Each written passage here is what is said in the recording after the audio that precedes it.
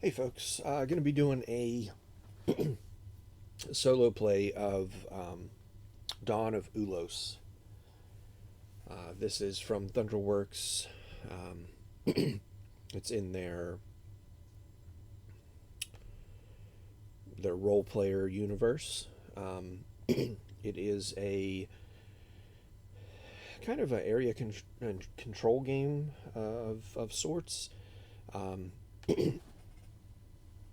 I have set this game up for solo. I'll kind of run through the setup real quick. So basically, at the top there, you have the power board. That's going to have tokens for each of your factions in the game, and it will denote what their territory level is, what their strength is, and how many spoils you get back for discarding one of their cards. If a token ever gets all the way to the far right on the space number 15 there, it will flip over and it will be their legendary side. Um, and it's basically worth extra points for the cards you have for that faction. Um, to set up the main board, these are all interlocking pieces. So there are one, two, three, four, five. So there's six of them. So you arrange them in whatever order you want. They only go together one way, and this is the way that you're supposed to have them set together. Then you are supposed to take these rift tokens. These are face down, and you'll shuffle them up. There's a lot more than just these, and you will then place them over one of the wasteland tiles. There are 1, 2, 3, 4, 5, 6, 7, 8, 9, 10, 11, 12 of them. But there are a lot more rift tokens or tiles than those 12, especially if you got the extra terrain rift terrain pack. I don't know if that was a Kickstarter exclusive or a additional thing you can purchase. You're going to choose your faction.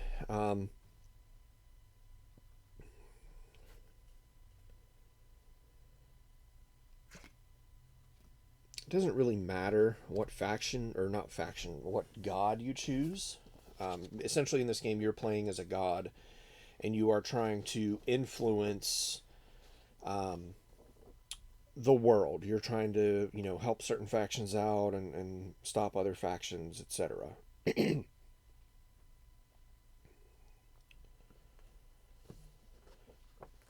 But it doesn't really matter. The card, you have a little player card, gives you information about your god on the back, and then basically a summary of the round. You're going to take 25 favor, so that's currency in this game, and this is the metal currency that I got extra. It does not come with metal currency; it comes with cardboard currency. Then you're also going to take 3 random development tiles. So this pile over here is random development tiles. You're going to choose 3 at random, and then since this is a solo play game, I have them face up. But normally, if you're just a multiplayer game, these are going to be hidden, and they essentially have the different terrain types, and they're all in 2 hexes side by side. So normally, if a normal multiplayer game, this is going to be face down. Only you know what these are, and but obviously in a solo game, I don't care who sees. I'm going to have those off screen. Over on the left here, you're going to see your factions. So I'm using the 5 basic factions. These are the factions they recommend you play with for your first game or two to sort of get familiar with it. But those are the satyrs, the rat folk, the orc, the sheki, and the goblin. You will have each of their camps down here. These are the 3D plastic pieces. They are all in a different, well, some of them are all the same essentially, but different shapes. So, like, this is 3 hexes in a row. Here's 3 hexes together, etc. They're all 3 hexes, but the orientation matters. Over here on the right is the solo player, the autonoma player called Ulrir. This player starts with 25 favor as well. And then we have his lantern deck here. So this is a deck of 30 cards, And there are 3 different levels you can play him on, level 1, 2, or 3, with level 1 being the easiest. That's what level I have chosen. So you'll take this deck, you'll give it a shuffle, and then you're going to draw the top 3 cards, and you're going to place them, slide them under the top of his mat. There's 3 different sections here, so that just the very top thing is visible. And then we'll get to sort of how that works in a moment. Then you're going to set that deck off to the side. You are going to take the element cards, and you're going to shuffle them at random and then place them randomly below each of the factions. This kind of determines, based off his cards, which factions he kind of wants to help. And that's essentially the setup for the solo player game. Ulrich is always start, so he's always the first player, so he's always going to start. Game ends when either we run out of tiles for this pile, so the development tiles are all gone, or 2 factions become legendary on the power track up there, the power board. In the multiplayer game, it's similar conditions, either when all the tiles are gone or when 3 of the factions are legendary. So basically in this game, you're going to have a round works like this. We'll get to his round in a second, but a player's round, basically, you're going to place a tile. So you're going to pick one of the 3 tiles you have in your hand, quote unquote hand, and you're going to place that tile down. Now, you can place these tiles anywhere unless it's your first placement. So if it's your first placement, you must place them adjacent to a rift tile. The reason being is that you want to place them in such a way that you're going to be able to put out one of these bases. So one of these camps rather, to get one of the factions out on the board, because you'll notice right now all the factions are off the board in the lost section. That's the far left section of the power board. When you place a tile, so you're going to look at your tile and it's going to have 2 terrains, or it might have, this one has 2 different terrains. They're all going to have 2 terrains. They might be the same though, but let's say we're going to place this one. This one's a forest and mountain. So I have to place this in such a way that the forest tile covers up forest on the board and the mountain tile covers up a mountain on the board. So for instance, I could place it here. I could place it like that. And then if I did that, I could bring out this one, or this one to place that out onto the board. I could also, as my first placement, I could place it here. So the forest covers this forest, and the mountain covers that mountain, and then I can bring out either the satyrs or the goblins. That's how the placement of the tiles work. After you finish placing a tile, well, you cannot place it so it overhangs an empty space in the map, obviously. And you cannot place it so that it's... what was the other requirement?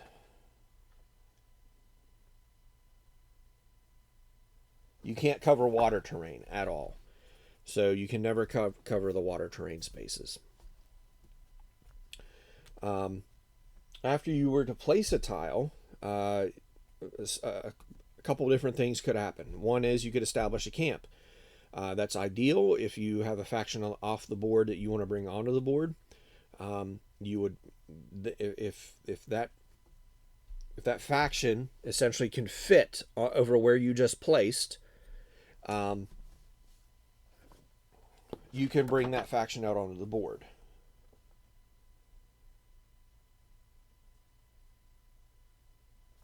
In the territory, in the territory that you just built. So a territory is a section of raised tiles. So if I were to put this one here, these 3 tiles here, they're raised. They're actually tiles off the board. This is a territory, and it's unoccupied because no faction has control over it. If I were to put, say, the goblins out there, then the goblins would occupy this territory, and as we put tiles adjacent to it, they would control that territory as well. So when you place a tile out, In order to bring a camp out, it has to go into an unoccupied territory where you just placed your tile. Otherwise, the next thing you would look to do is to adjust your faction strength, adjust your power rather. So as you add tiles to your faction, so let's say we had here, right, and then we had the goblins over here. Let's say we just put the goblins like that. When you put your camp out, it does not have the tiles do not have to match. You don't have to worry about the underlying terrain. It just can go however you want it. So we'll put them there, and then on the next turn, let's say, well, I'd have to find a tile that'll let me do this. Well, first off, so they're out on the board. To determine power, what you would do is you look at how many raised terrain pieces that are connected to that territory or a part of that territory that match the terrain types that are on the base of the camp. So the base of the camp here has forest and, was that mountain? No, that's desert or dirt, whatever this is. Whatever that terrain type is. That's the other one. So right now, there's no other raised tiles adjacent to this. So they would just come out and move up one with the 0 for the hex there, that their territory. They have 0 matching territories there. Later, if I were to put a forest token here, that would have them go up by 1. If I put a double dirt here, so this would be connected here, that would put them up by 2. And that's how you adjust their power on the track there, how much territory they have. So they're going to be gaining and losing power depending on how things get played, how conflicts resolve, etc. If you ever place a development tile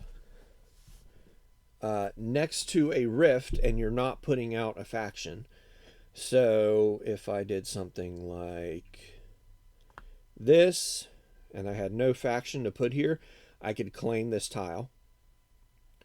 And basically this would be secret to me. On the other side, there is a special ability. And then it reveals the wasteland tile, and then that can be covered up. But wasteland can be covered up by any terrain at all. Additionally, if a base camp is on top of a rift tile, which is going to happen at the start of the game, when that base camp is removed, whoever was the active player that caused that to happen gets that rift tile. After you're done placing your terrain tile, you will take an action optionally, which is either buy cards or use an ability. You can buy cards up here on the deck. So these are the faction decks here. These are cards that you will use for combat, and they are also cards that have an ability on them. So the cost is going to be whatever is going to be the strength of whatever that faction is. So if that faction is up there at territory where it says 1, you'll see the matching strength is 3. So it'll cost you 3 favor to purchase a card for that particular faction. You can only purchase 3 cards per turn, up to 3 cards. And you cannot purchase a card of a faction that is not on the board yet. Additionally, if you have a card in your hand, you can play the card to use the ability, and each card has a special ability on it. Each faction has essentially a special ability. These faction cards are all exactly the same.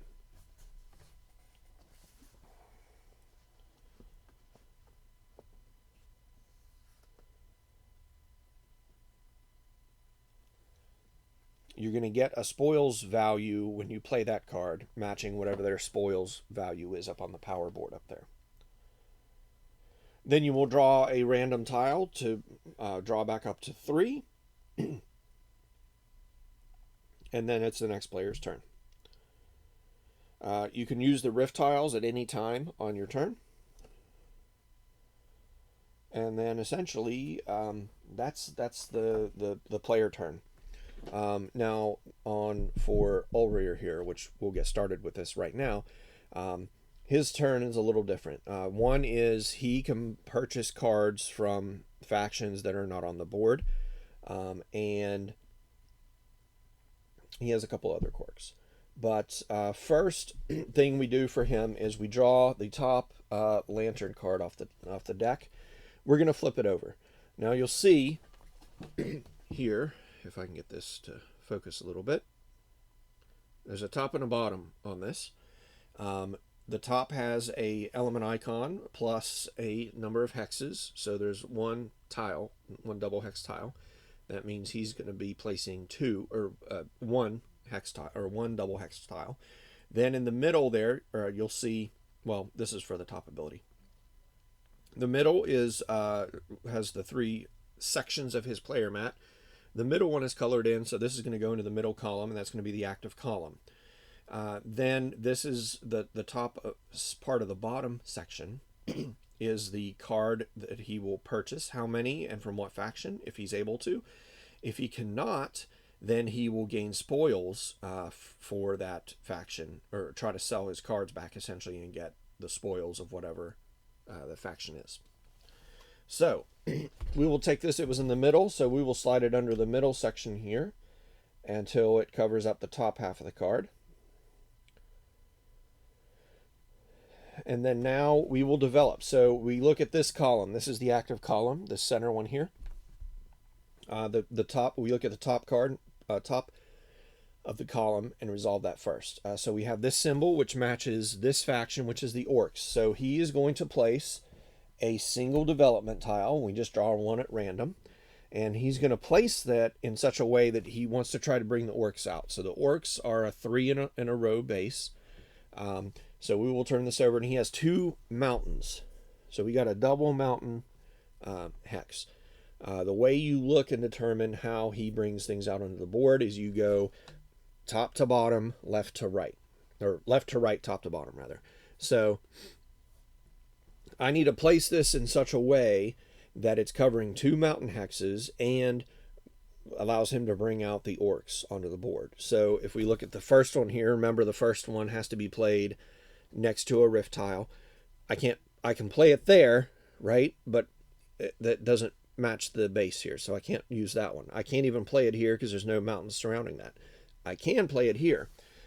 And there's a couple different ways I could play it. I could play it like this, but then I would not be able to bring that faction out. But I can also play it like this, which then does allow me to bring the faction out. So I can now, or he can rather, bring out the faction. And it covers up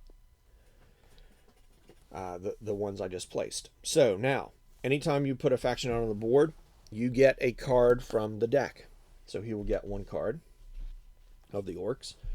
Then we will adjust power. There's no other raised tokens, tiles around that faction, so or around that territory that match the dirt or the mountain. So the orcs only move up 1. So we'll look for the orc tile here, and they will move up 1 into the 0 spot. They have 0 territories of their preferred territories around them. They have 2 power, and they are worth 2 spoils. Next, he will try to buy. So that's what we look at the bottom part of the card here. He will try to buy 2 cards from the Goblin faction. And the Goblin faction is lost. Their strength is 1. So he will pay 2. There's a number 2 under here, so he will try to buy 2 cards. He will pay 2 favor, and then he will buy 2 of the Goblin cards. And those go into his hand. He doesn't do the bottom of he doesn't do the spoils because he did the buy section.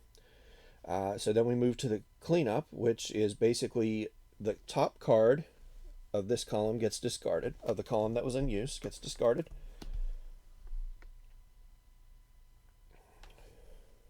the card in the lower slot then moves up to the top slot to fill it.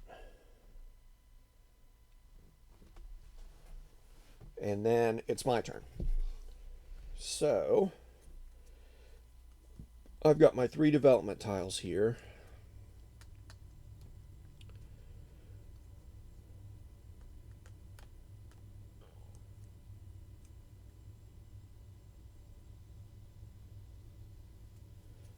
I could bring out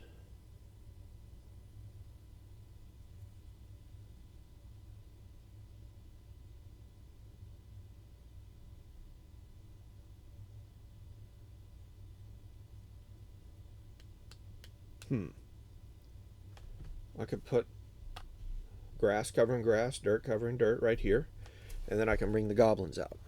I can put the goblins right there. So now I get 1 goblin card. Go to my deck, or my hand. The goblins are going to move up 1.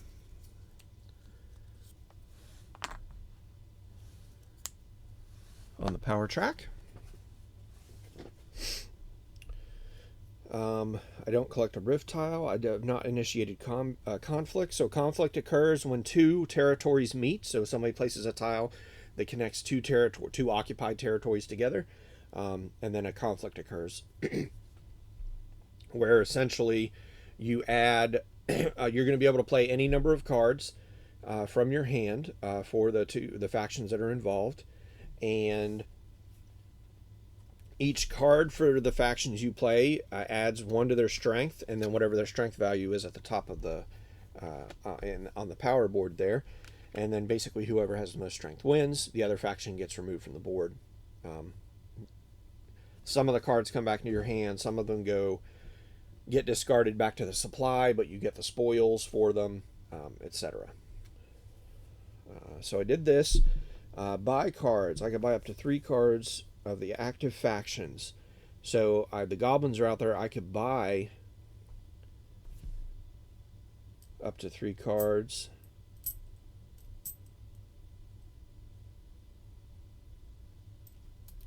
Why not? I'll pay 6 to get 3 goblin cards. I could take 2 goblins and an orc, but I think I'll take 3 goblin cards. It gives me plenty of goblin cards here. I could also, or no, you can only do one or the other. You can only buy or use an ability.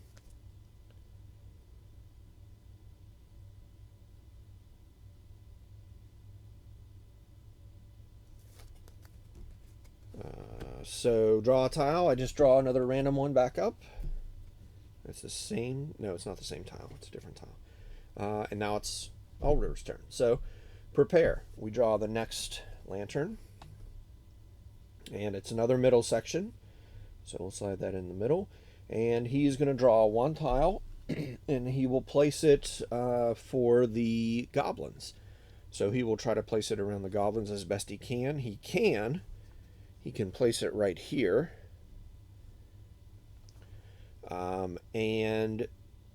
But this terrain, which is the grass terrain, is not one of the preferred terrains for the goblins, so they do not actually move on the power track at all. He does not get a card for just doing that. And then we move down to the buy. So he will buy 2 satyr cards if he can afford it, and they are not on the board, so it's just going to cost him 2, so he can afford it. So he buys 2 satyr cards. He has no spoils, and then we reset.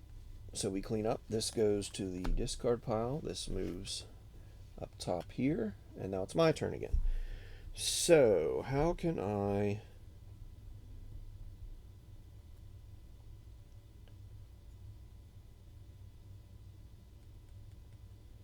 think it's going to behoove me to try to get as many factions out on the board as I can.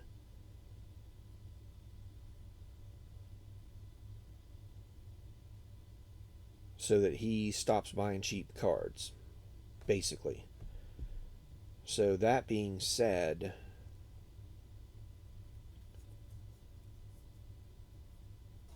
we will go here And we'll bring the satyrs out.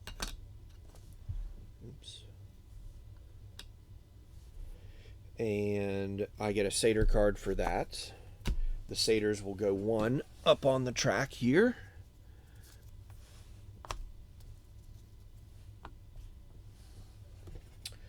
And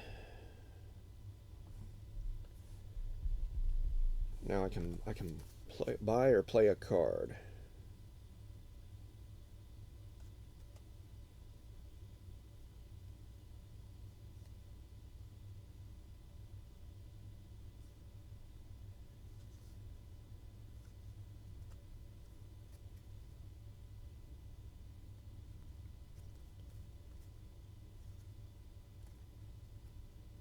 I think I will. I think I'll play a card. I'm going to play this goblin card.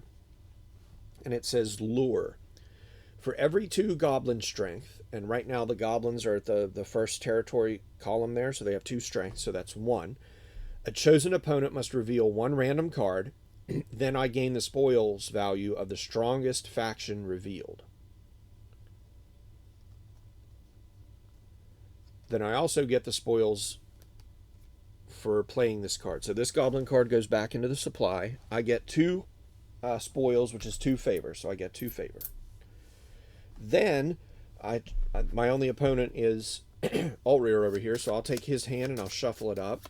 And I reveal 1 card for every 2 goblin strength. There's only 2 goblin strength right now. So we'll just reveal 1 card. We're going to pick the middle one. It is a goblin.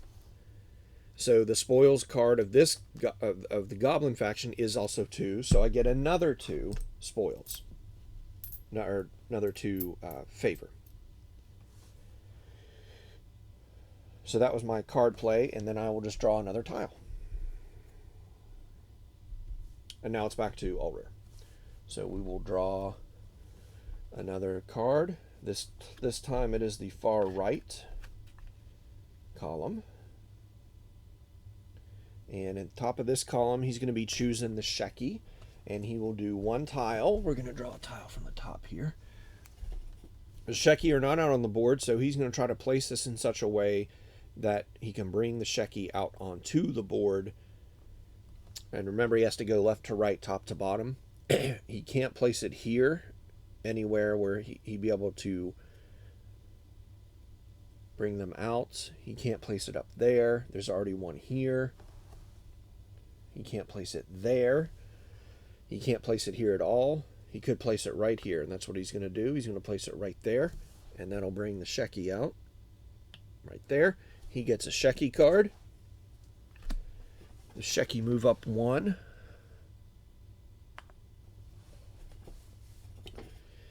And then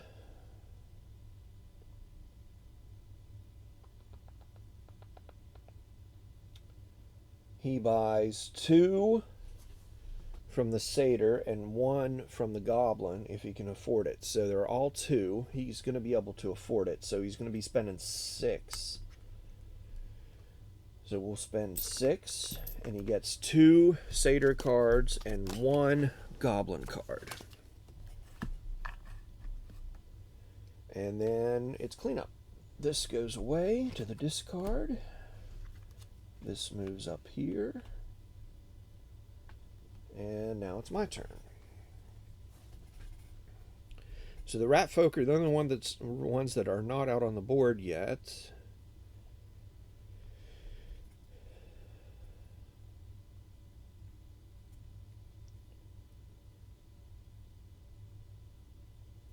Where's the easiest place for me to bring them out onto the board?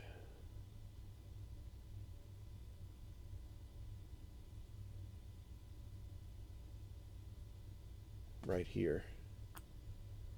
Right there. That brings them out right there. I get a rat folk card. They come up here and join the rest of everybody. I can choose to play a card.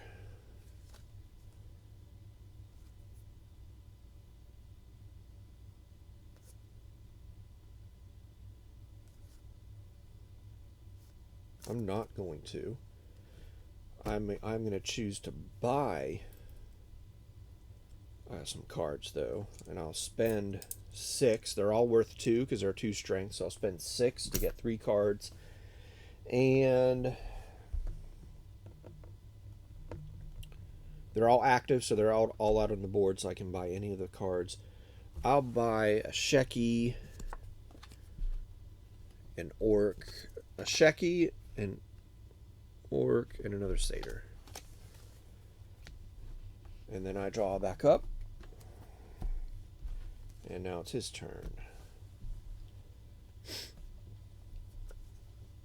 Middle. The Satyrs get to place 1 tile, or in. He's going to try to help the Satyrs.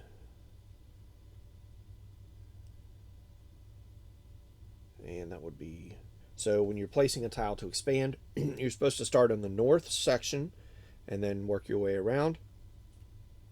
The only available spot to play this is right here.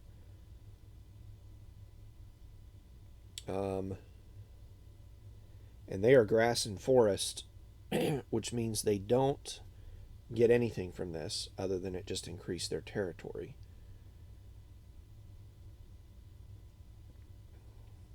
Territory size got a little bit bigger.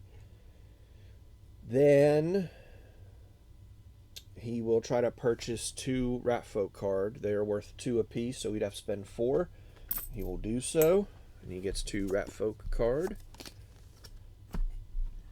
And then we reset. So this goes up here. This moves up here. And now it's my turn.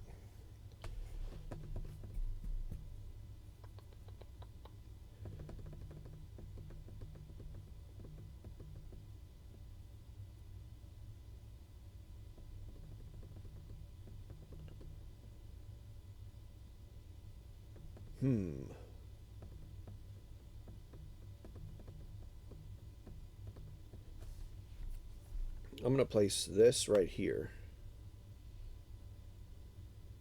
And this is for the goblins. And the goblins do prefer forests, so they have 1 forest, 1 additional forest tile here. So that moves the goblins up 1 more on the power track. So their territory expanded into a forest space, which they prefer, so they got a little stronger. Now their strength is 3 and their spoils are 3.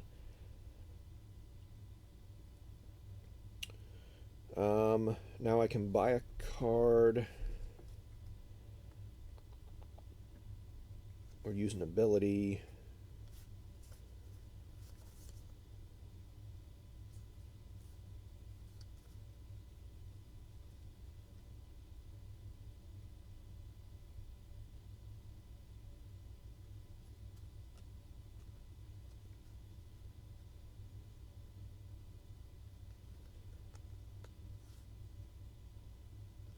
The orcs have this pillage ability. Let me look and see what that does real quick.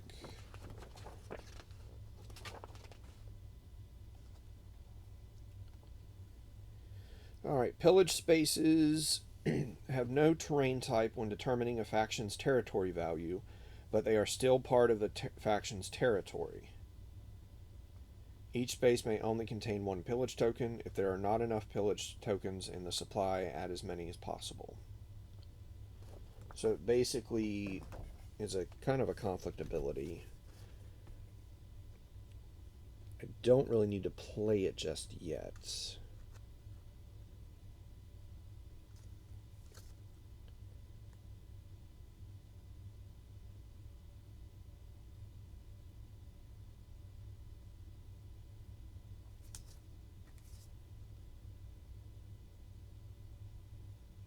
From a lost faction. There are no lost factions.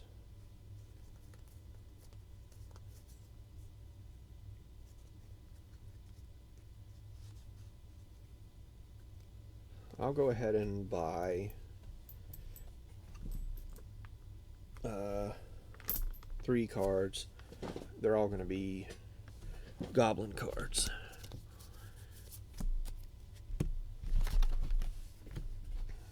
And then I draw a tile. And it's back to all rear. here on the third column. So now he's going to do a single tile for the satyrs. And it is a double grass tile, which will have to go here, because that's the only place it can go. Now, grass is one of their preferred types, and it's 2 tiles, so they go up 2 on the track. They are now strength up there.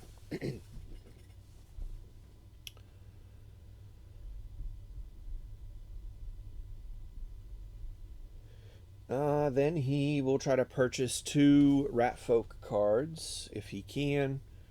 They are still 2 apiece, so that would be 4, so he can do that.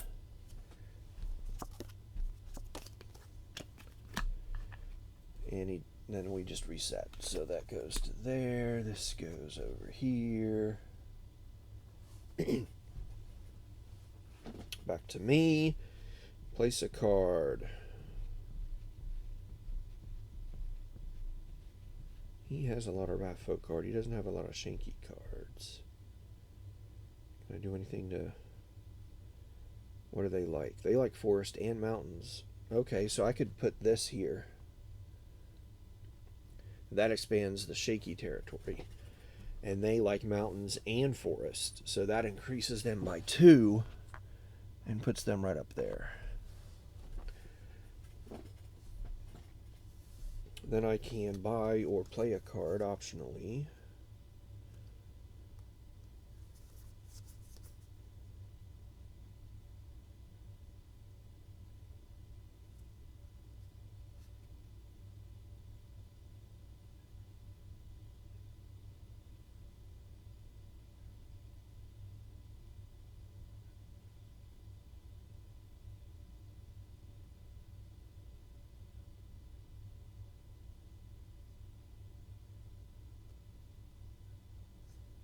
I'll play a Shanky card, or a Shecky card. It says for every 2 Shecky power, so the Shecky are at 4 power, so I may move 1 visible tile to a different position in the same occupied territory, ignoring terrain rules.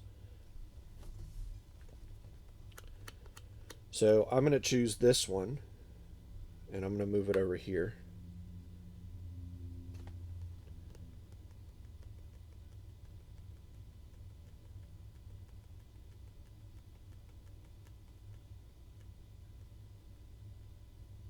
And that's it. I'm not going to use the other one. I get the spoils value for this, which is 4. This will just go back into the supply, and I get 4 faith tokens. Then I draw another tile, and it's back to Ulrich. All right, first column. All right, so the Shecky, he's going to put 1 tile out in help of them. Again, he starts at the northmost, and it'll have to go here. It's a double dirt. They don't like dirt, so there is no... they don't move up on the power track.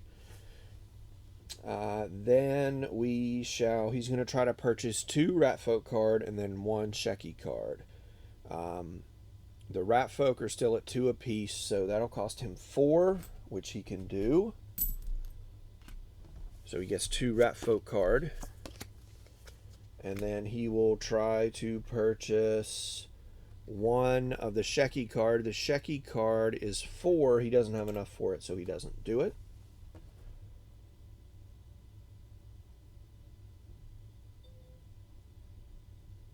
Let's see, does he do... If he can't do the whole thing, does he still do it? That's a good question.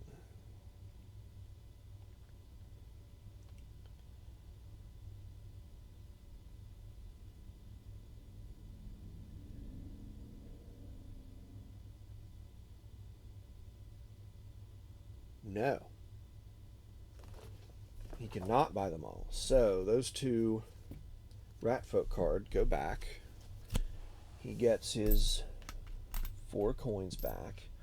So instead he does the spoils action, which he spends he basically, let's see, how does that work? He has two separate cards there of one each. So draw and resolve as many cards indicated by the spoils icon. If multiple cards must be drawn and resolved, do so one card at a time.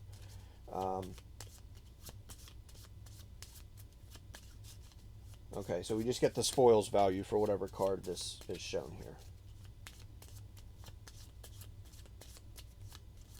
And they don't go away, they go back into his deck. So we shuffled him up here. The first one is a satyr. Satyrs currently have 4 spoils, so he gets 4 points. And then the next one is the rat folk, which are 2, so he gets 2 spoils. And then those go back into his deck. And that was the spoils section. And we are done. That moves up to the top. And it's back to me. Let's see.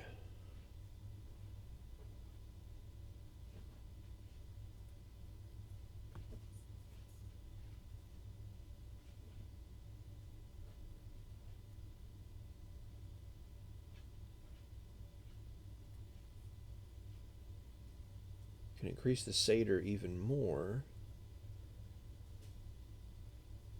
Or I could cause a conflict. Let's cause a conflict. I'm going to place right here.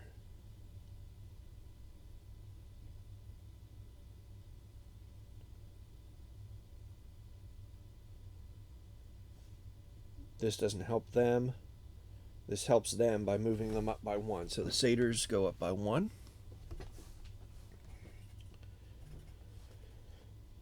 And now we have a conflict.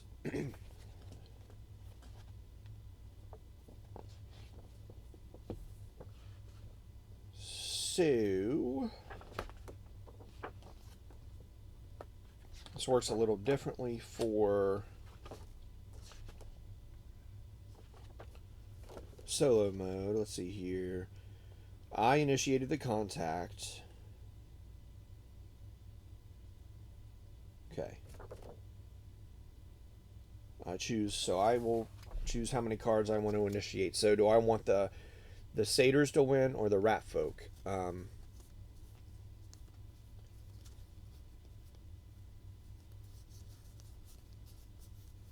So I've got 2 satyr cards and 1 rat folk card. Probably the satyrs, I would say. Probably. So I will choose just to play the 2 satyr cards. Now I could also play the rat folk card as well. I don't know how many satyr cards he has. I know he has a lot of rat folk card. You know what? I'll play all 3. So in a normal multiplayer game, this is all going to be played face down, right? You can play cards of factions that are not in combat to make people think that you're playing, oh, I've got 5 satyr cards. And really you've got 2 satyr cards, 2 orc cards, and 1 Sheki card. The bluff cards will always come back into your hand. The other cards may or may not, depending on if the faction wins or not. So I played 2 satyrs and 1 rat folk. The way his works is shuffle his faction deck.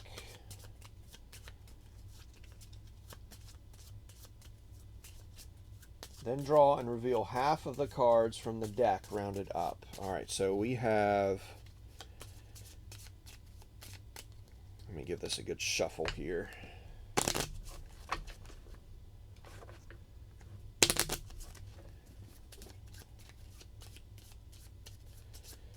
He has 1, 2, 3, 4, 5, 6, 7, 8, 9, 10, 11, 12, 13. So 13 divided by 2 rounded up is going to be 7. So we're going to draw 7 cards. We'll go 1, 2, 3, 4, 5, 6, and 7. So here's his other deck. These are the 7 cards that he chose.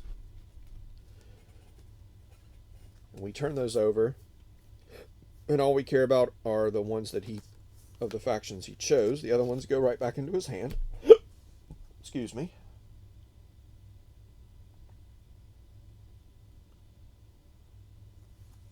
He has 2 rat folk and 2 satyr. So we compare strength. The satyr are currently at. Oops. It's splitting the tops. The satyr are currently at 5 strength. So they have 5, and then I played 2 and he played 2. So it's 5 plus 4, so they're at 9. The rat folk are at 2 strength. I played 1 and he played 2. So that's at 5. So 9 is better than 5, so the rat folk lose.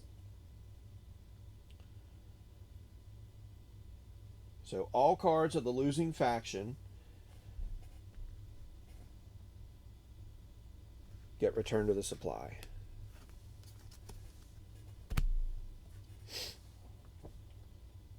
For him at least. Let me leave mine out there. We'll get back. I think it's the same for me, but we'll see. And then half of the cards for the winning faction rounded up get returned.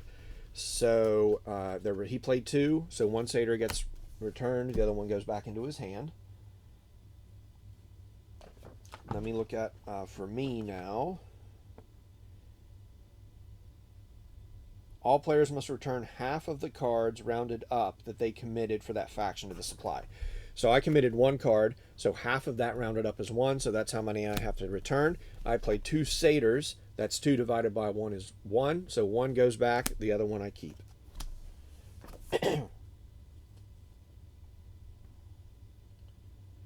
For each card a player returns to supply, they gain favor equal to the spoils of the faction. So I did 1 and 1. So I get 2 and 4, so I get 6 favor. Does he get any for his?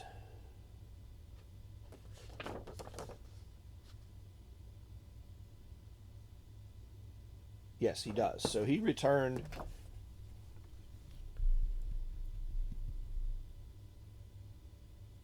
He returned 2 rat folk and 1 satyr. So he gets 4. He gets 8. 2, 3, 4. And then the rat folk, I believe, get removed here from the board.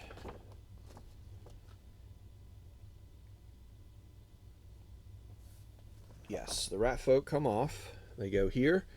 The rat folk tile goes to the lost.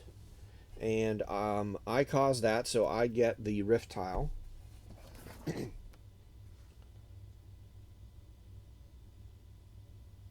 Flip over the face down. Oh no, that was, yeah. Oh, so they wouldn't have gotten that power. So when you initiate a combat, it comes out on the board face down. Then then it gets flipped over. So they would have actually had 1 less power. They still would have, but they would have had the same spoil. So it wouldn't have changed anything. But they would have not have been up into that column yet. They would have still been 1 behind.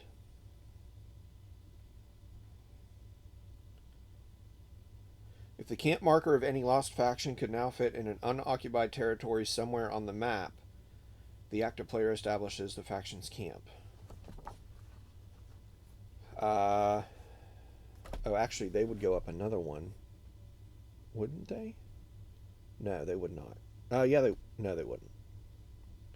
There's no other unoccupied territory for the rat folk to go out, so I can't do that. So now that was still my turn. Place the tile. What is this? So the rift token I got is the one that says I can activate. I can spend it, and I reveal the card of an active faction from my hand. I gain its spoil value, use its ability, and return it to the supply. So I could use that at any time. But I can choose now to buy a card or use an ability. I have a lot of goblin cards. I really need to get them into the fight.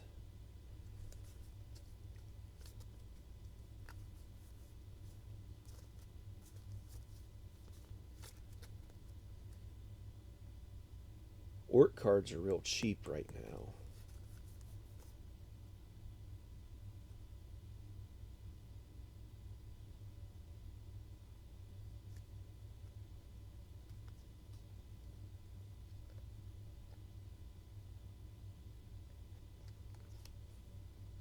I can't buy rat folk because they're lost now. But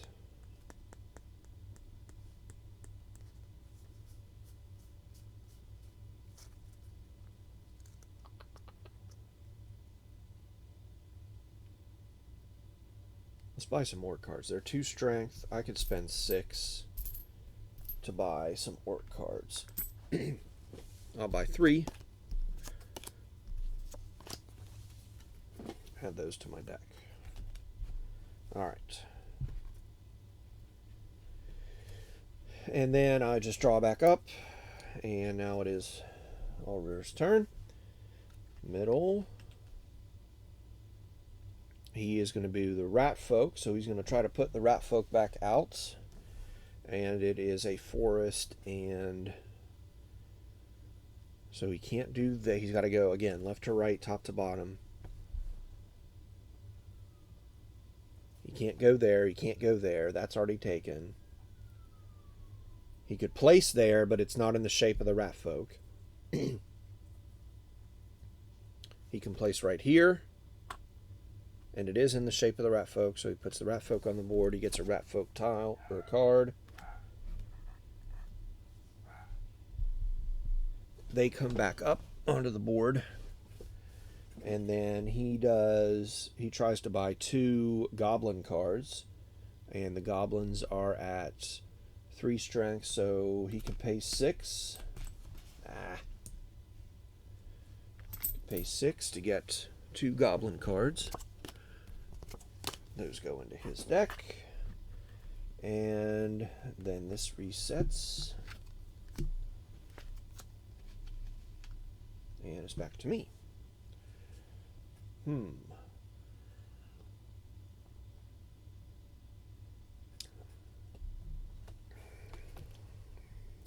Need to get the goblins in the fight. I don't really have any tiles that allow me to do that.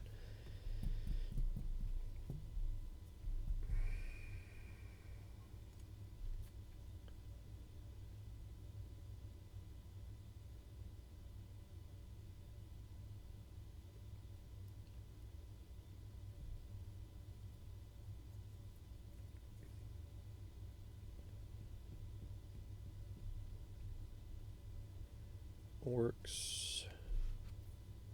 Okay. Let's get the orcs up a little bit. Put a tile there. Those are both of the prefer. Or no, they're not. Only one is. The dirt, so that he moves up or she moves up by 1. And now I can choose to play a card. I could also use my rift token.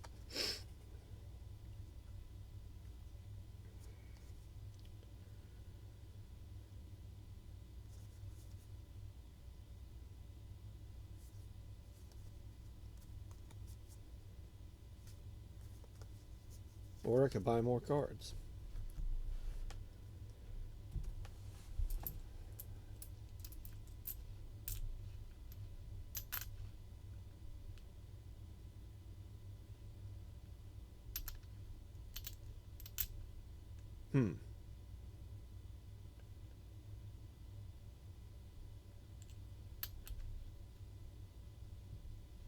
I'll buy 6, or 6. I'll spend 6 and buy 3 Ratfolk cards. Add them to my hand. Draw up another tile. Of course, nothing I can use for the... Oh, no, nope. Oh, well. Alright, back to Ulrier. Middle again. So he's going to go for the goblins, a single tile.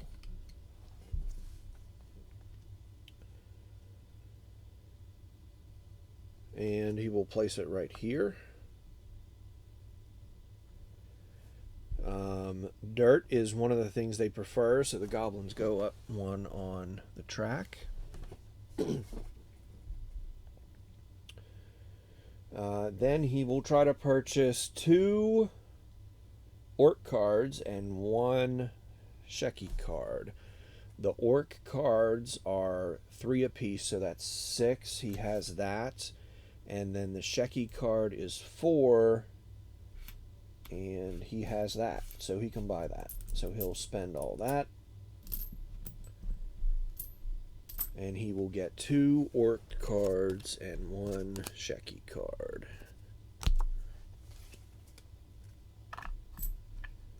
And then this all resets.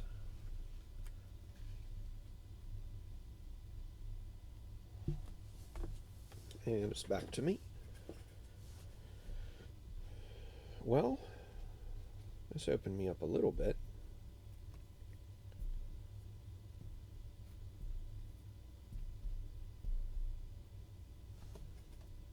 I could go here with the goblins.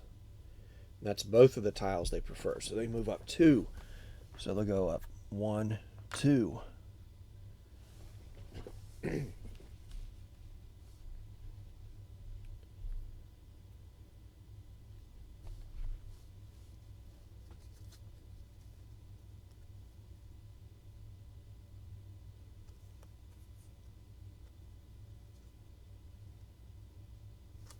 And I will play a goblin card. Again, that's one that says for every 2 goblin strength. So there's 5, so I get to do this twice. I have an opponent reveal a random card, and I gain the spoils value of that card. So we'll just shuffle up his deck. And we will hope a Sheki, Satyr, or Goblin card comes out. Man, he's got a lot of cards in here. Alright, this is twice. The first one is a Goblin card, so I get 4 Faith. The second one is a Rat Folk card, so I get 2 Faith. 2 spoils. Alright. And then I draw a tile. Whatever. Alright, and back to him. Another middle tile. He's going to go for the orcs. A single tile. It's a double forest. They don't really care about double forests. So it would go here. So it starts at the far north and it goes all the way around. So the next place would be here. It doesn't help the orcs at all.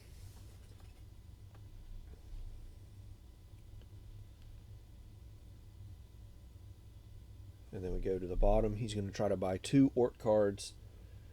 The orc cards are 3 apiece. He only has 5, so he can't, so he's going to do the bottom. He's going to shuffle his deck. He's going to spoil twice, a single time for each card. So the first card is Satyrs. Satyr's spoil is currently 4, so he gets 4.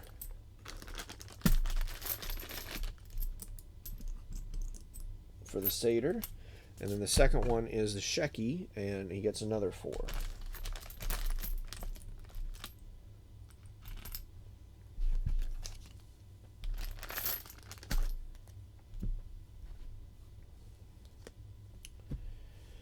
And then this all resets. And it's my turn.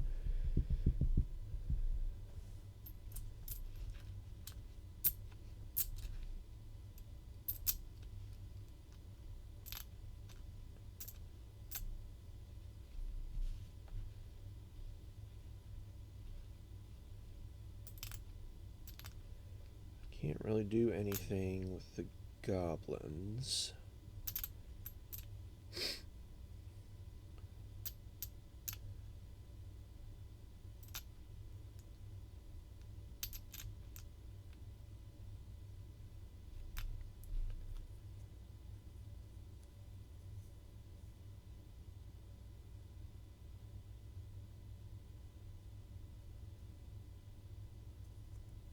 Could work on the satyrs.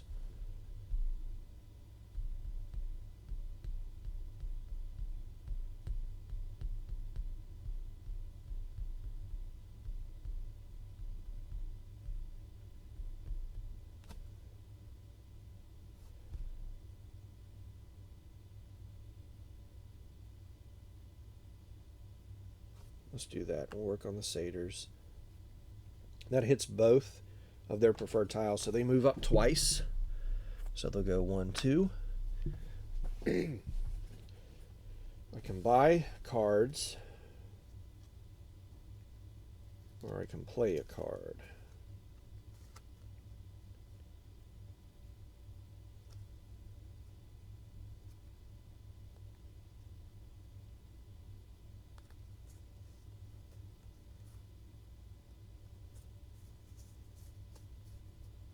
I'll spend 5 to buy 1 satyr card. And then I will spend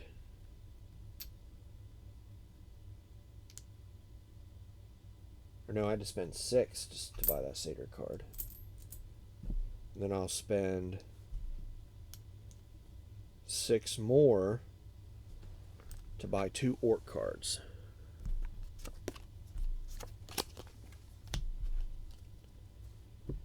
Then I get a tile.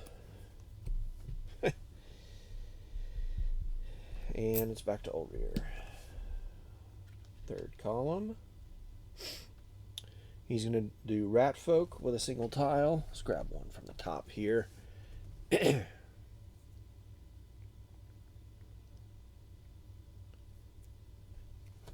he's going to place it right like this. That's going to cause a conflict. So, conflict happens. I got to decide between Shecky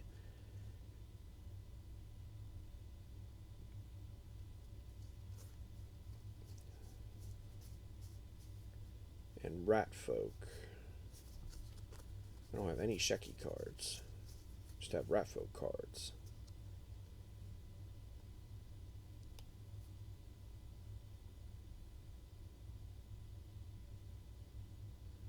So the Shecky strength is at 4, the Rat Folk is at 2. You know, yeah, let's do some Rat Folk card. I'm gonna play 3 Rat Folk cards, and then for his, I have to shuffle, draw half, rounded up. He has a lot of Rat Folk cards in here. I don't know how many Shecky cards he has, though. So the Rat Folk might actually win this.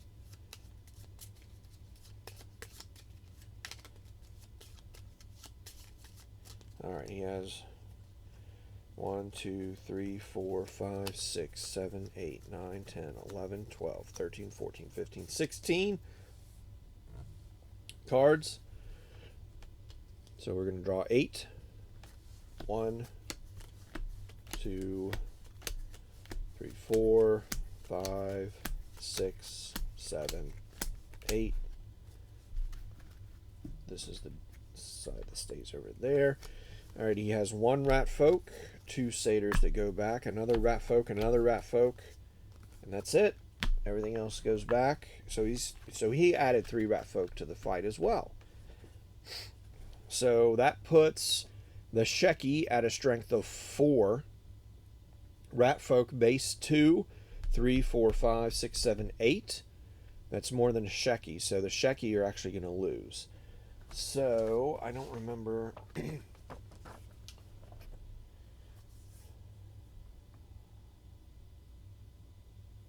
Half the cards rounded up are returned. So he returns 2 Rat Folk cards, which gives him 4 faith. And then the other card goes back.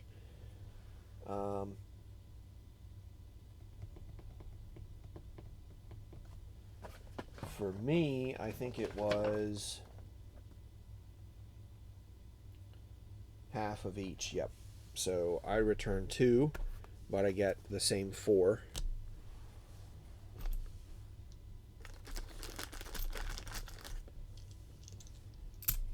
And then 1 comes back.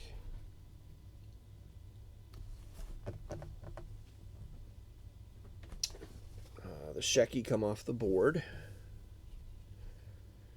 He gets this rift tile. this gets flipped over, those are both 2 tiles that help him. So the rat folk, so Shecky goes to lost. Rat folk go up by 2. Oh, 1, 2, 3, 4. 2 more.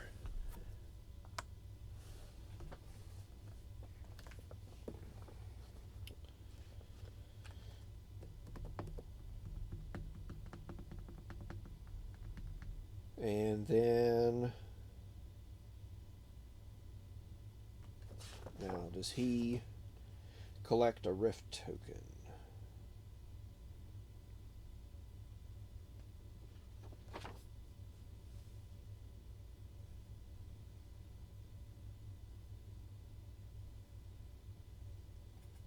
That's what I'm looking to see if he has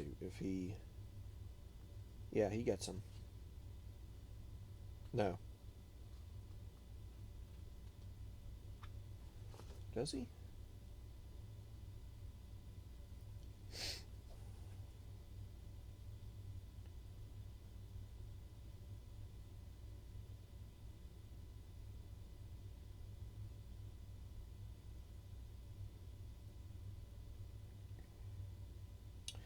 I don't know.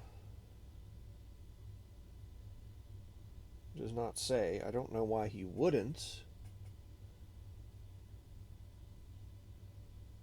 But I don't know how he spends them. It doesn't talk about rift tiles for him at all.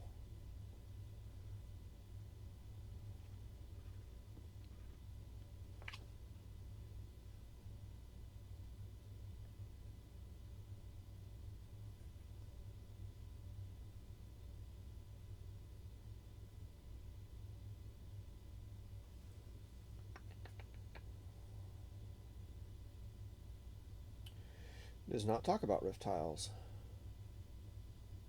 So I'm assuming he just collects them. He doesn't actually use them. So he has 1 rift tile, which was an extra dirt terrain. So this was one of the ones that's in the terrain pack, the rift terrain pack that I said was separate. It's just it allows you to add out a single dirt terrain somewhere. I believe it does not. No, it has to match the desert. That's what it is, desert. It has to match the desert tile. So you can't cover up forest with it. You have to be on desert. So that's his rift token there. All right, so that was him. And then he purchases 2 satyrs, and they are 6 apiece, so they'd be 12. I think he can afford that. 5, 10, 12. He gets 2 satyr cards.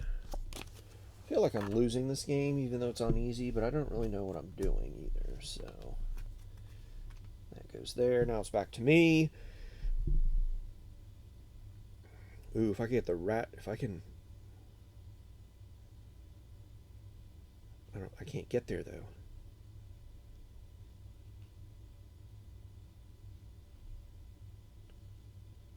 Or the orcs. I have a lot of orc cards, too.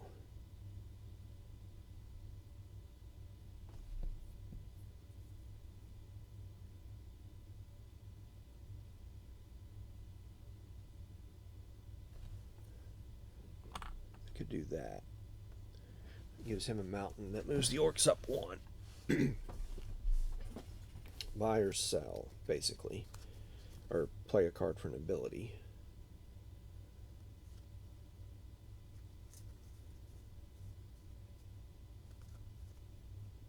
Yeah, I'll play it. I'll play an orc card. For every 2 orc strength, you may add 1 pillage token to a visible space in any occupied territory. So 1, this goes back, I get the spoils value, which is 4. So I get 4 faith.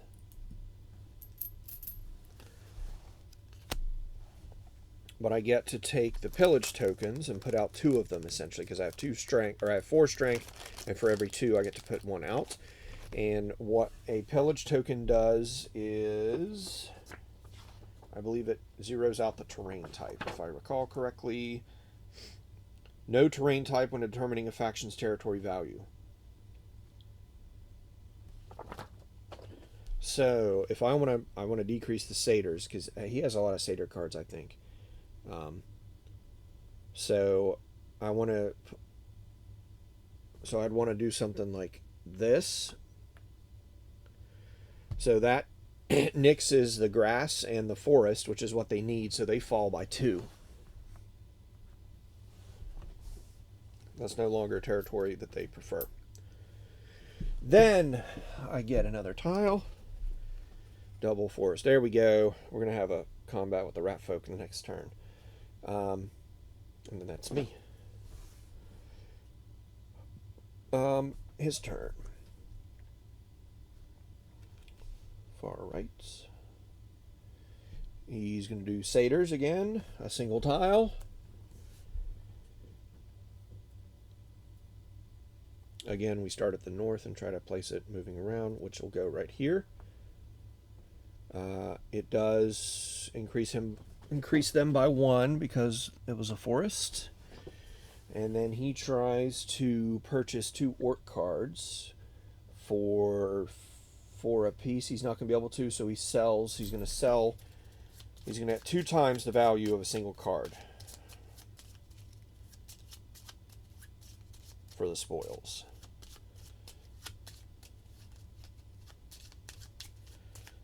So his card is a goblin card, which is going to be up there, and the spoil is 4, so he gets 8 spoils.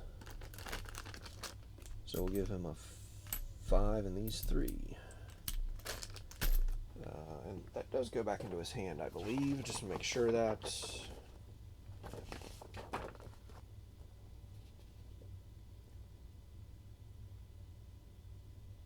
Yep, they go back into the deck. And then that's it. This goes over here. This goes up here. And it's back to me. Alright, we're going to have a faction between the orcs and the rat folk.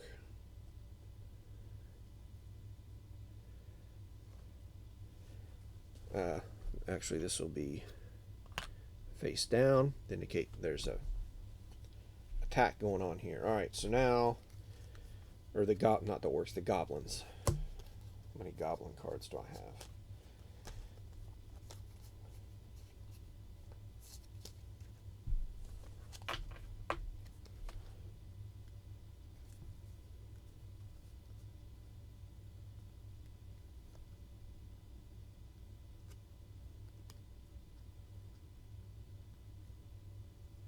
All right, I'm playing 3. I'm going to play 3 goblin cards.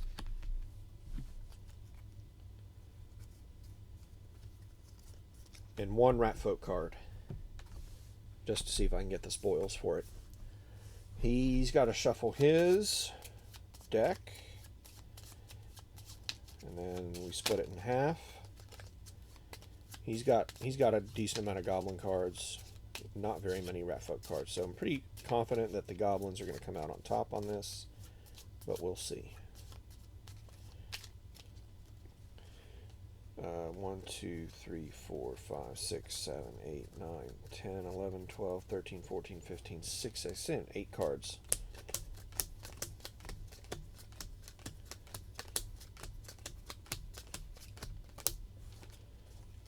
This is the deck that goes back here. And satyrs, orcs. He has 1 goblin. 2 goblins. Perfect. The rest go back into his hand. Alright, so the goblins are going to win. They're both at 5 strength.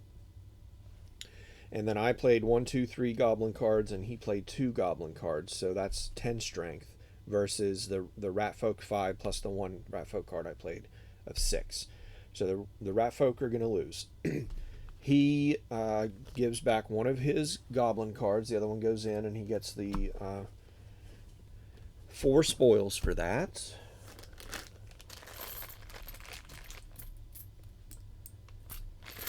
And then the losing faction, still goes, that I only played 1, so I get the spoils for that, which is another 4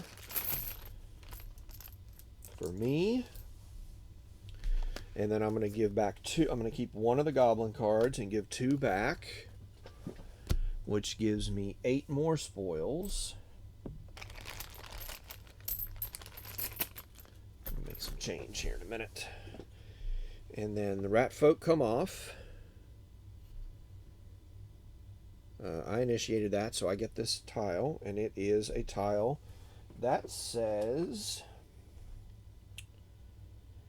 convert. Draw up to 3 development tiles from the supply, then discard an equal number of tiles from your hand face down and shuffle them back into the supply. So it's a way to get a tile that you really want.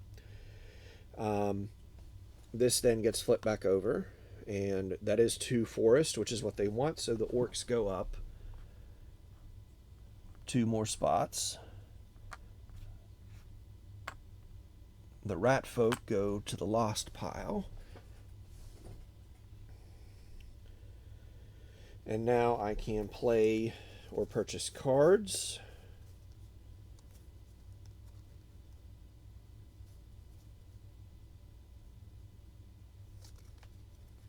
I wanted to make a change, that's right. 5, 5, 5.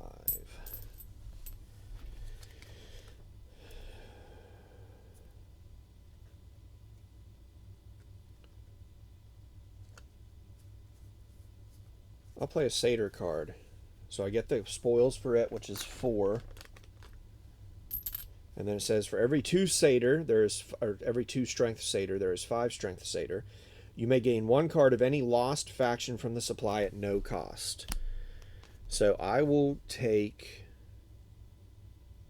I'll take 2 rat folk card at no cost. I will draw a tile.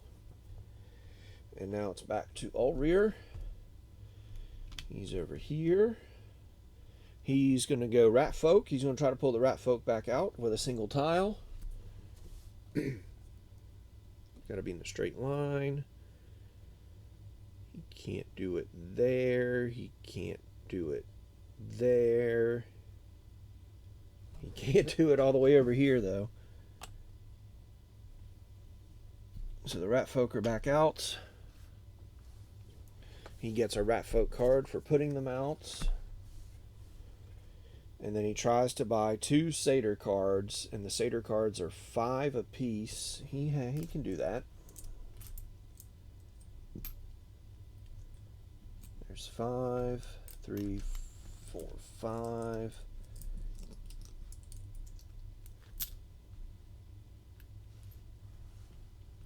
He gets 2 satyr cards. And then we reset this. So that goes there. This goes up here. And it's back to me.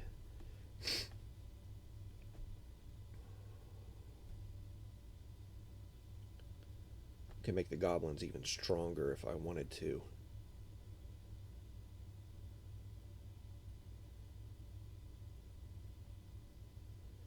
Unlimited power.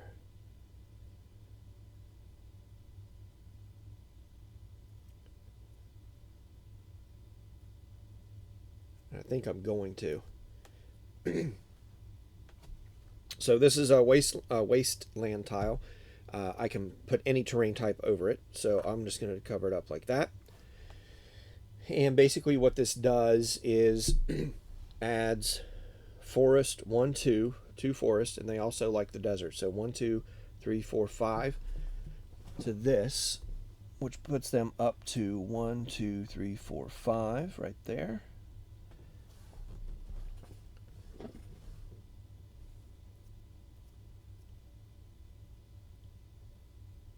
So they were at 5. No, they were at 6. That's right. Right? 1, 2, 3, 4, 5, 6. Yes. Okay. So now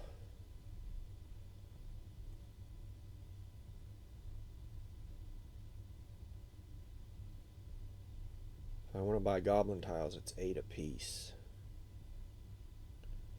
or goblin cards rather.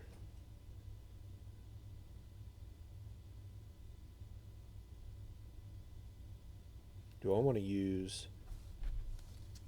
Maybe I'll use one of my abilities. Yeah. I'm going to use this rift tile that says I can play a card. I basically get its... How did that work? Let's see. Reveal the card of an active faction from my hand. Gain its spoil values, use its ability, and return it to the supply. Oh, it's basically just I get to play one and take another action if I want to. So I could play two, basically.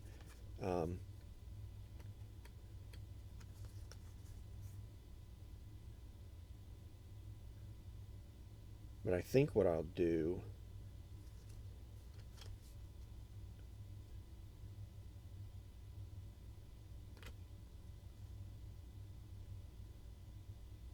Yeah, I'm going to play... I will use this, and I will play my Satyr, one Satyr card, that gives me 4 spoils. For every 2 Satyr strength, you gain 1 card of any lost faction from the supply. Lost faction is the Sheki. There's 5 strength, so I gain 2 Sheki cards. And then I still get to take an action. I can buy, which I think I will do.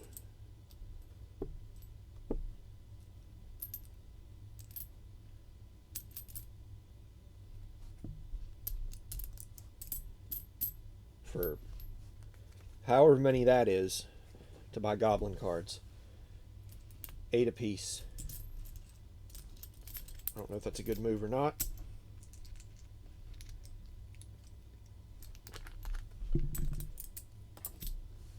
But I'm getting 3 goblin cards.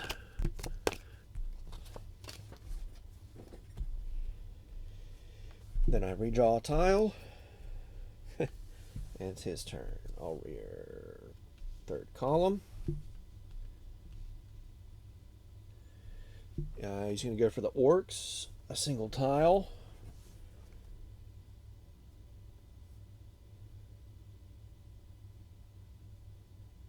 How can this be placed? It can be placed like this. And that gives them 1 bump in territory. And then the bottom action, he's going to try the same. It is with the orcs again. He buy 2 orc cards for 5 apiece. He can't afford that, so he's going to spoil 1 card.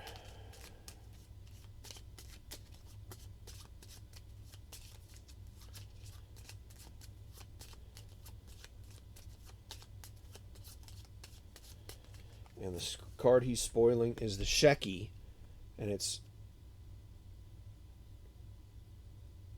nothing. So does he get nothing? How does that work?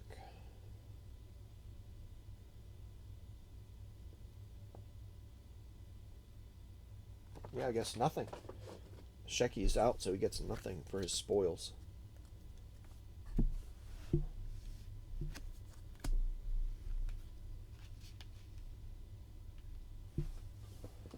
Back to me.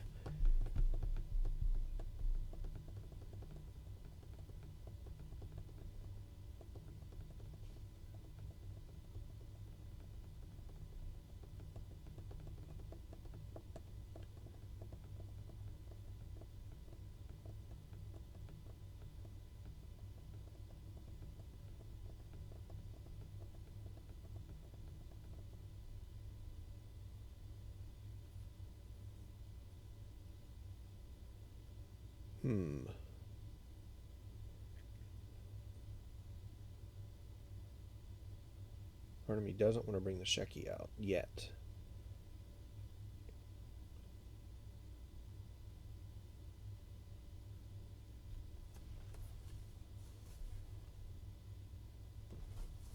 Get the rat focal up a little bit.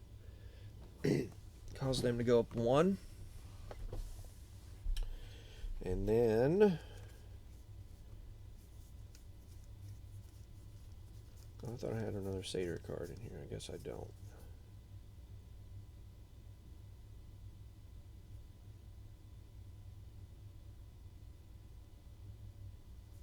But I can play this rat folk card.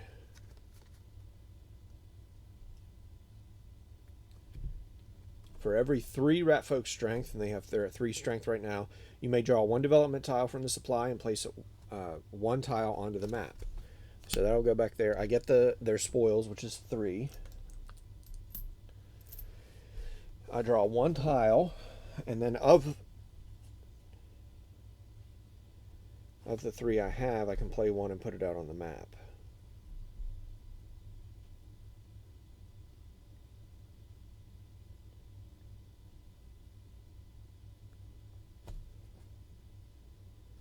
Ooh, do I want to do that? Yeah, I'll do that right like that. That gives the goblins 1 more. I got my spoils for playing that. And I have to draw back up.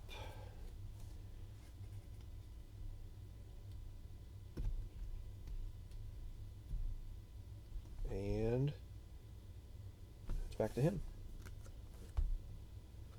First column. He's going to go for the satyrs, and he's going to spend 1 tile. And it'll end up going here because he starts at the north, goes around. He can put it right here. That gives the satyrs 2 more.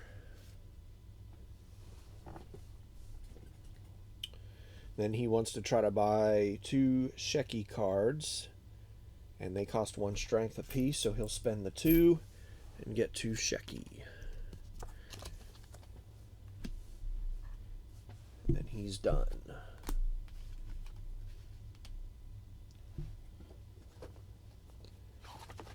Almost at the end.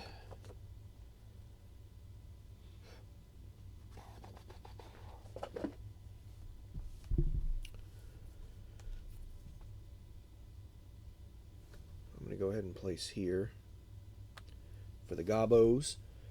That's going to give them 1 more strength.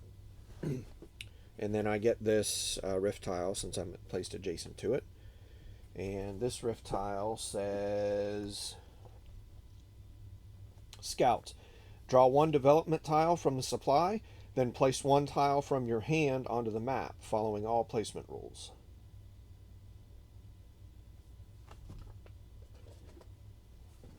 Okay. I'll spend that right now.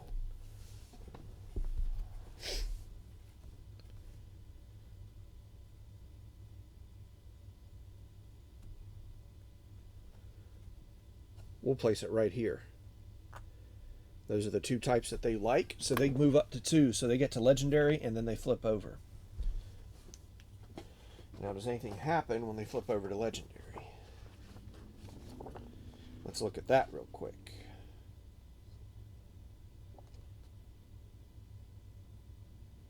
It remains on the legendary side for the remainder of the game. Cards from legendary factions are worth 2 extra favor during final scoring. Okay.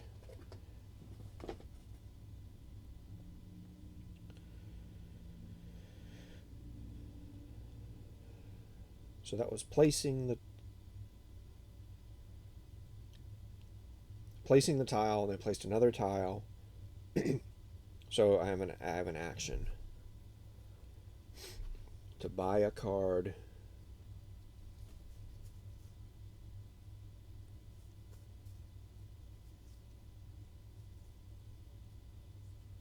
play a card,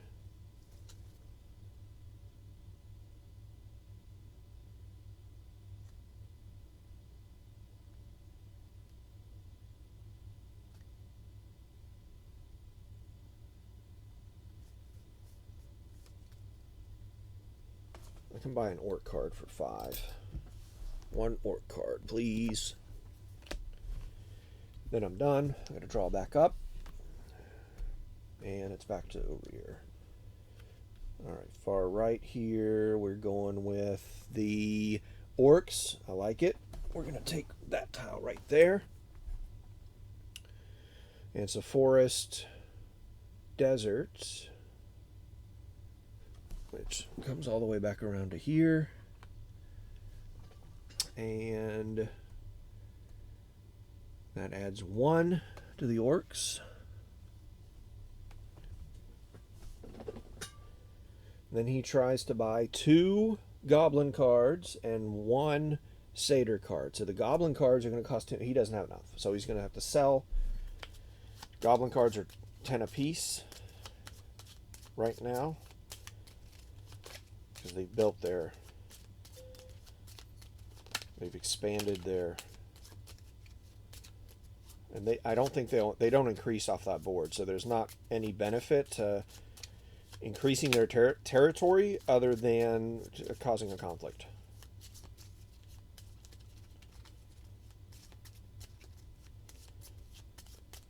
All right, so he is spoiling twice with the satyrs, which is, so he gets 10.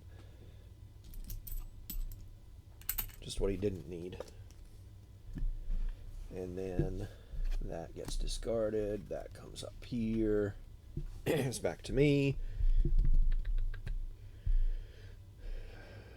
I have a lot of orc cards. I really want to get them buffed up some more. And they need desert and mountain. I have desert and mountain right here. I might as well put it right here, desert and mountain. That bumps them up 2, makes them equal to the satyrs. Do I want to play a card, buy a card? I could buy more orc cards. No, I can't. I'm gonna have to play a card.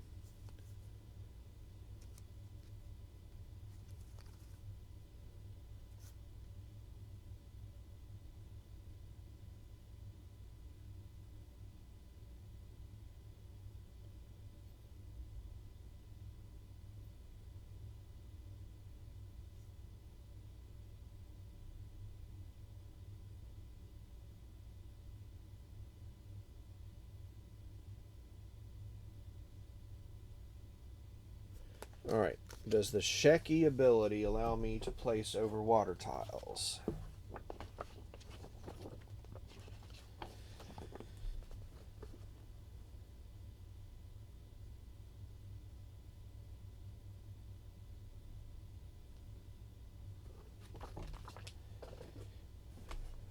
Does the Sheki ability allow me to place over water tiles?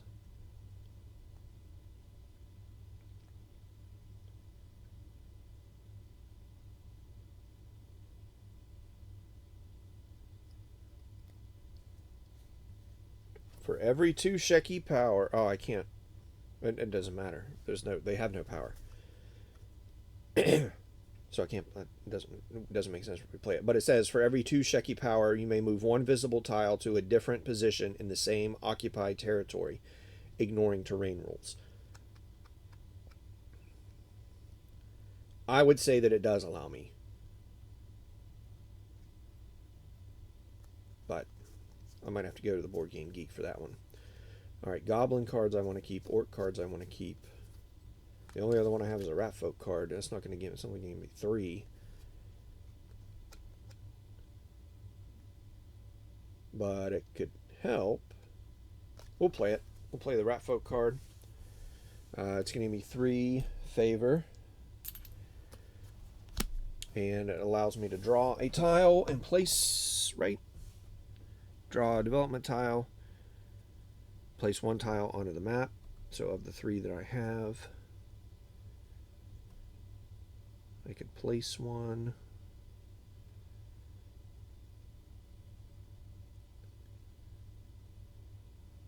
Orcs I want mountain and desert. So I could place like that. Get 1 desert up.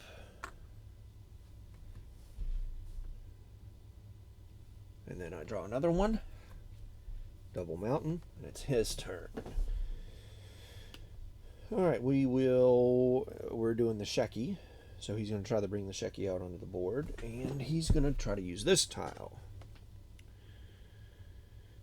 And he can't do it there. He can't do it there. That's taken, that's taken. He can't do it there. He can do it here if he does that.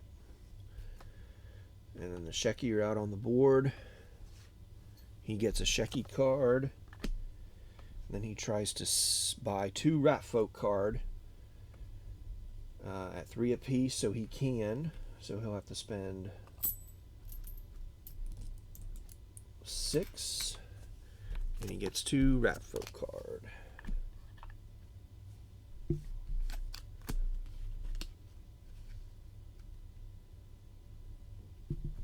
And back to me.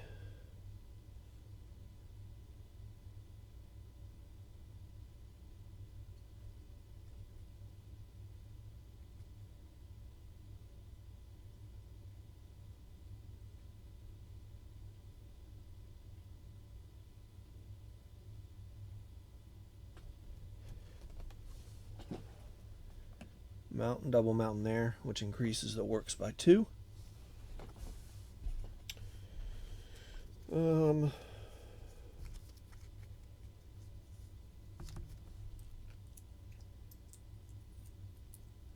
Buy 1 Rat Folk card for 3.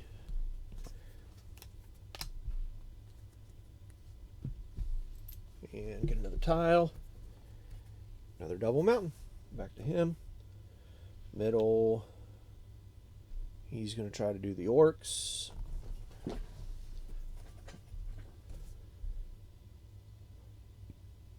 And he's going to cause a fight. All right.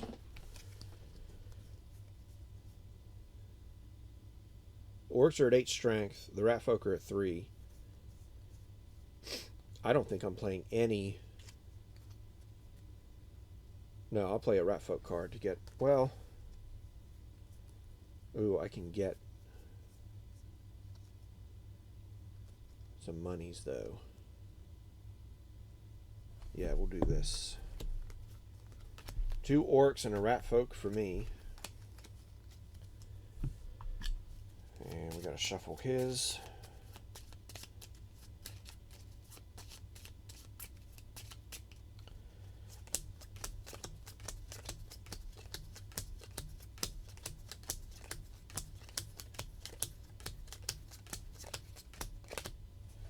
So this is the good pile.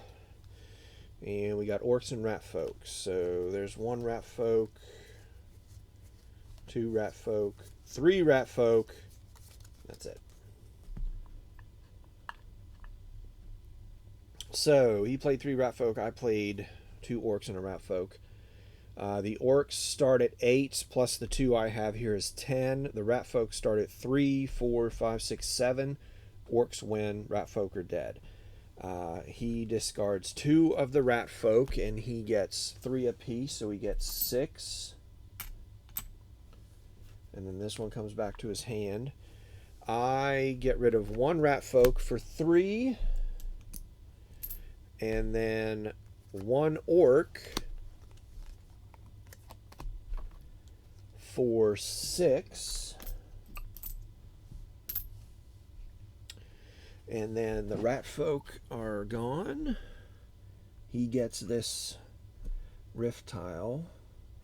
This gets flipped over. And we adjust. So he gets 1, 2 up for the orcs. And then he's going to try to sell, or he's going to try to buy 2 Rat Folk cards. Rat Folk are lost. 2 Rat Folk cards at 1 apiece, which he can afford.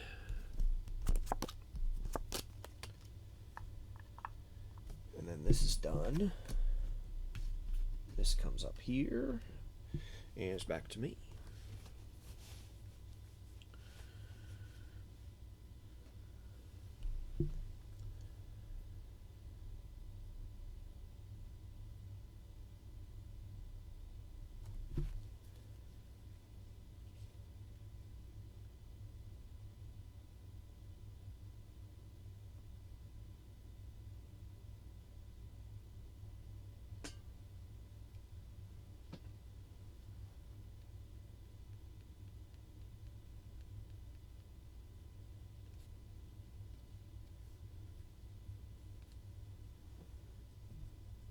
I can trigger end game.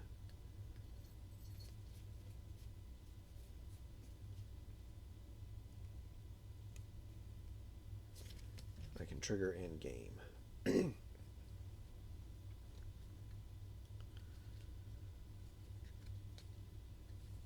So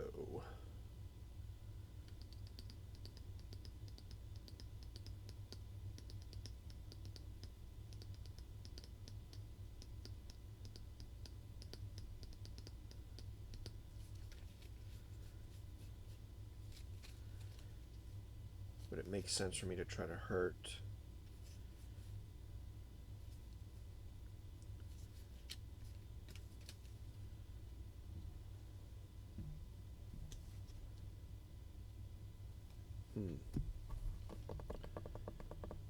I could set myself up. We'll go there. That gives me one for the mountain for the orcs. I'm going to play a card. I'm going to play an orc card. For every 2 orc power, you may add 1 pillage token to a visible space in an occupied territory. So first, that orc, that's going to give me 7 spoils. And there are 9. So 9 divided by 2 is going to be 4. So I can put 4 cubes out. And I want to sabotage the satyr here, basically. So the satyr like grass and forest. So we'll do 1, 2, 3, 4. And that's going to drop them by 4. 1, 2, 3, 4.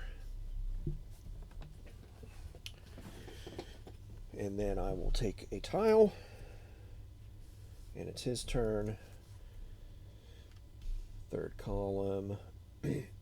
He's going to try to do the goblins. And we start at the very top.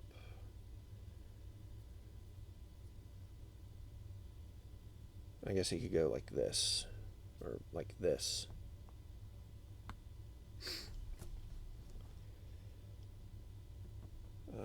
Doesn't increase them or anything. And then he wants to buy Shiki cards for 2.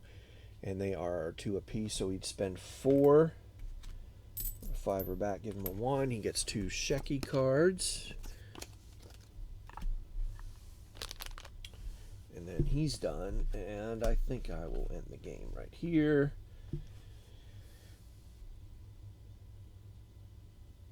Oh. No. I can't because he placed that there, connected those 2 territories. I was gonna place here and connect this, and that would give me enough points to get him up to legendary status. But I can't do that now.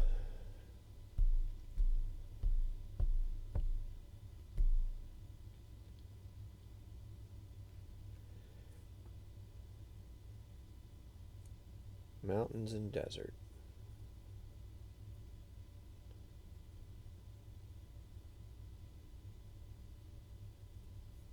Well, I can go here.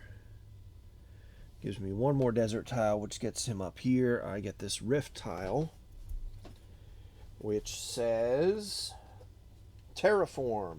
Use this when placing a development tile onto the map to ignore terrain rules for the placement. Now I can play a card or buy a card.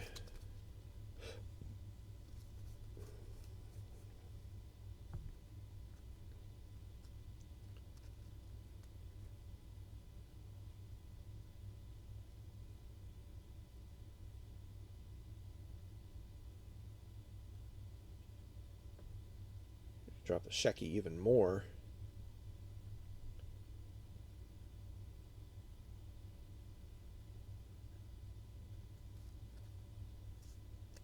But it would waste a card.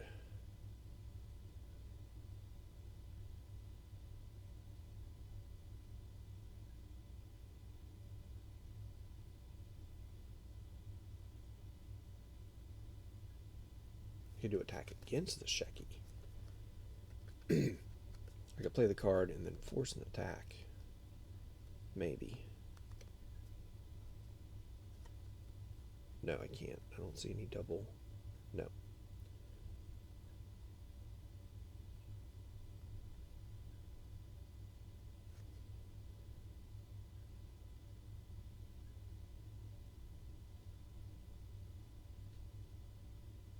But I can move that.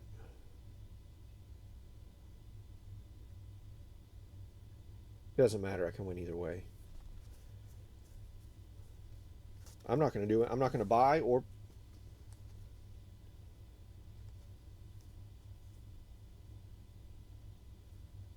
Oh. No. I will do the goblin. I'll play one goblin card. So I got 7 for playing it. And it says for every 2 goblin strength, there's 10, so I get this done 5 times. I choose an opponent, must reveal 1 random card. I gain the spoils value of the strongest faction. Oh, of only of the strongest faction revealed. I might have played that badly earlier. So draw 5 cards, and I get the spoils value of 1. Yeah, I think earlier I revealed 2 and got both spoils values. I should have only gotten the spoils value of 1 of those cards. And what I'll do is, I think it was 4, so I'll give up 4 favor. Alright, so I'm revealing 5, and then the strongest is the spoils value I get. So I'm basically hoping for orcs or goblins. Alright, so Sheki, goblin. I'll just stop at goblin. It's the strongest. So I get 7 more. Alright, that's not bad. Then I redraw.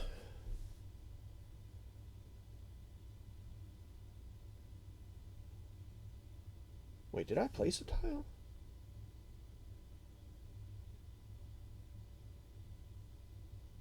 Yeah, I had to have. I placed up top. That's right. Okay. And now it's back to him. Middle. He will do the rat folk. Try to bring them onto the board with a single tile. He actually can do it. He can put them right here. Bam. He gets a rat folk card. They come out onto the board. And then he's going to try to buy 2 satyr cards and 1 Sheki card. Satyrs are 4 apiece. He does not have enough, so he sells 1 and 1. It would be 8 for this 2 satyrs and 10 total, and he only has 9.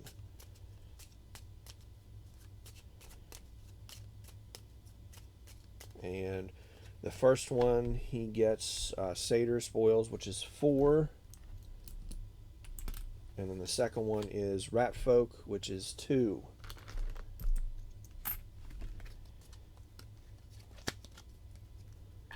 And then this goes away, and this is where I shall end the game by placing this right here, which increases this up to here and flips it to there.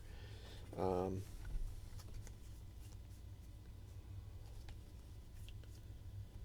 don't know if it's worth me buying a card. I don't think it is.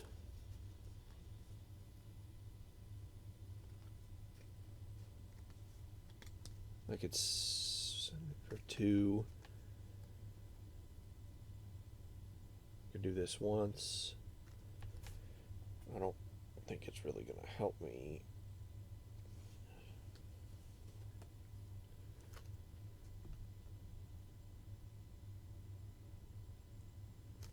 Yeah, I'm not gonna do anything, and then I would just get that.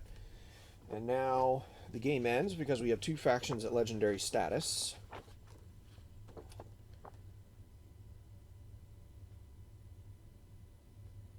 The game would have continued until we've each had an equal number of turns. He started, so I did this on my turn, so we've had an equal number of turns. And then final scoring. Favor tokens collected per game, so I have 20, 25, 31.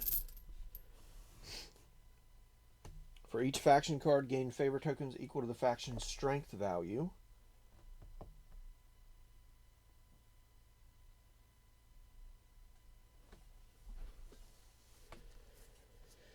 So I have 1, 2, 3, 4, 5 goblins. So that's 50 points. There's the 20. Let me pull my calculator out. Let's just do it that way.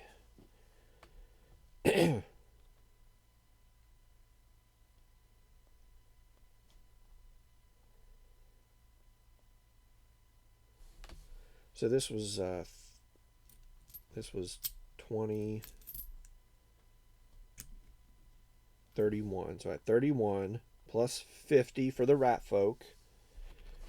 The orcs, I have 1, 2, 3. I have 4 orcs, so that gives me another 40. And then the Sheki give me 2 apiece. I have 2 of those, so that's 4 more. And then it says, for each faction card whose strength marker is flipped to the legendary side, gain 2 additional favor tokens. Wait, does that mean per?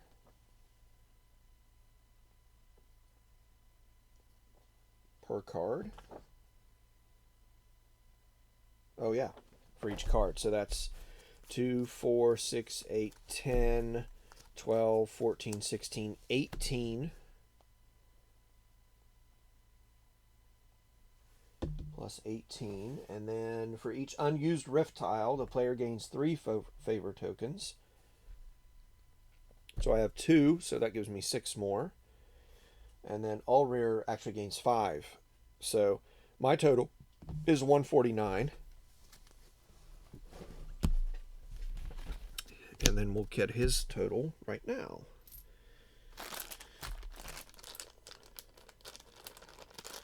All right. 149.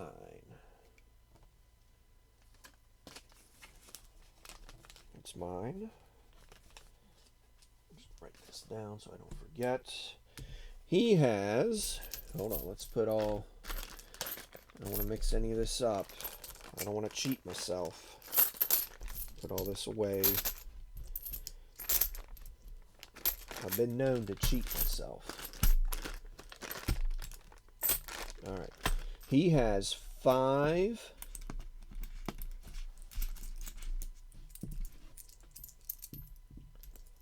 10, 15.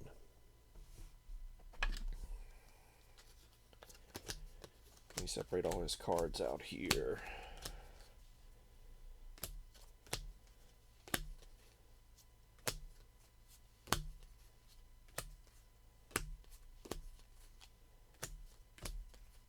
Oops.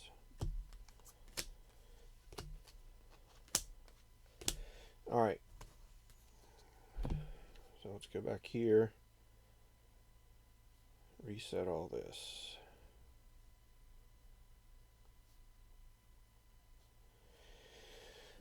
All right, rat folk first. Rat folk are 2 apiece. He has 1, 2, 3, 4, 5. So he has 15 plus 10 for the rat folk. For the Sheki, he has 1, 2, 3, 4, 5, 6, 7 times 2, so 14.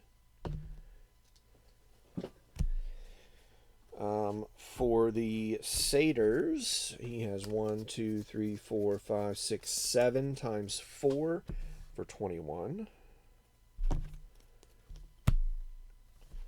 For the orcs, he has 1, 2, 3 times 10 for 30. For the goblins, he has 1, 2, 3, 4 times 10 for 40.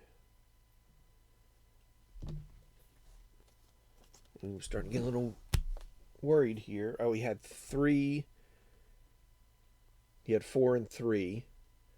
So 3 times 2 is 6, and then plus the 12, so 18 for the legendaries.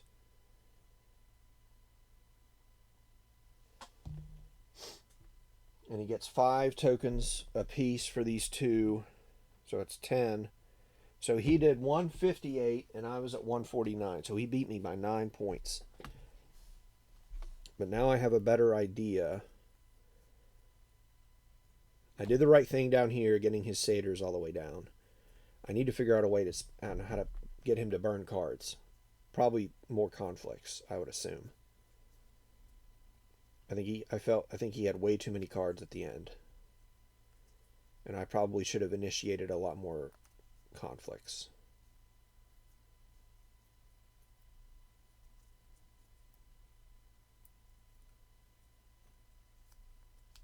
Other than that, it was a fun game. I think this would be good uh, multiplayer for sure. There's not a, I mean, there is going to be some of that, like take this, take that, but you're not, like, you're rooting for certain factions, but you can also start messing with another faction in terms of like making up points that you're losing from another faction. You're not like pigeonholed into, oh, I'm only going to do the rat folk or I'm only going to do the goblins. I kind of split between the orcs and the goblins. Um, I probably should have maybe not spent so many cards. Maybe playing a card wasn't worth their reward at lower levels, so I should only play the cards when they're really high. But you kind of have to at the beginning of the game. Um, it's interesting. Um, but yeah, this was a solo playthrough of Dawn of Ulos. I think we'll probably play this tomorrow, multiplayer with 4 people, and see how it goes. Probably the same factions. I don't want to bring the combat cards into it just yet, but yeah, I think it's fun. Thanks for watching, guys.